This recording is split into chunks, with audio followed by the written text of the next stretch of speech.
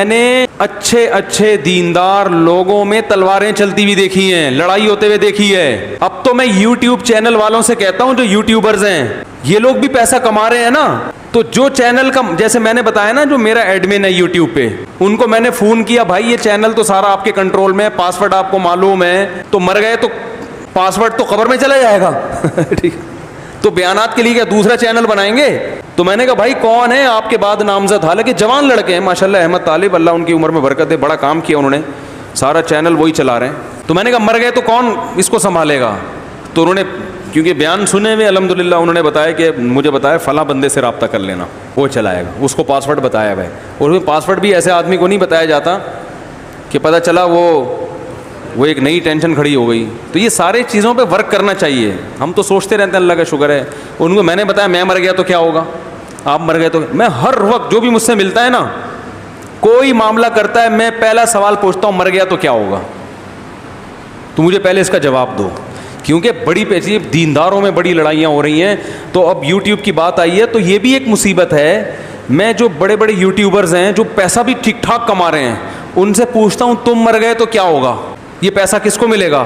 ان کے پاس اس سوال کا جواب, اس کے بعد کون چلائے گا, کون اس کا والی وارث ہے, کسی کے پاس اس سوال کا جواب نہیں ہوتا. خاندانی لڑائیاں ہو جائیں گی. یہ تو ابھی مستقبل میں ایک نئی جنگ چھڑے گی کہ یوٹیوب کا اونر مر گیا تو یہ چینل بیوی کا ہے, بچوں کا ہے, وراثت جاری ہوگی, کیا ہوگا؟ کسی کو اس سوال کا جواب عام طور پہ پبلک کو معلوم نہیں ہے.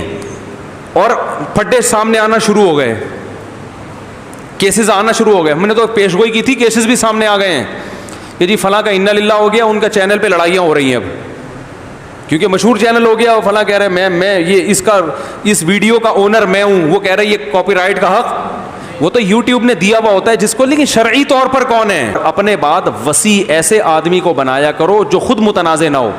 مثال کے طور پر باپ ہو آپ, بیٹوں کے پھڈے ہونے کا خطرہ ہے نا, تو اب یہ نہیں کہ میرے بعد یہ بڑا والا بیٹا مسائل حل کرے گا, اس پھڈے کو نمٹائے گا. وہ تو خود ایک خصم ہے, وہ تو خود اس جھگڑے کا حصہ بنے گا, کیونکہ جائیداد میں اس کا بھی حصہ ہے. میں اپنے مالی معاملات میں, اپنی اولادوں میں یا گھر والوں میں کسی کو نہیں, میں نے وسیع کہتے ہیں جو آپ کے مرنے کے بعد ان چیزوں کو دیکھے گا, ان میں سے کسی کو نہیں بنایا میں نے. کیونکہ اس میں پھر یہ ہوتا ہے کہ ایک کو بناؤ گے تو پھر باقیوں کا خیال آئے گا یار یہ اس سے تو خود ہمارا پھڈا ہے, اس میں ڈر ہے کہ یہ اپنے مفاد سامنے نہ رکھ لے. تو اسی طرح جب وصیت کی جاتی ہے تو جو خود اس میں انوالو ہوں گے نا, جن کو ملے گا, نہ ان کے علاوہ تھرڈ پرسن حل کرے گا جس کا کوئی مفاد نہیں ہوگا.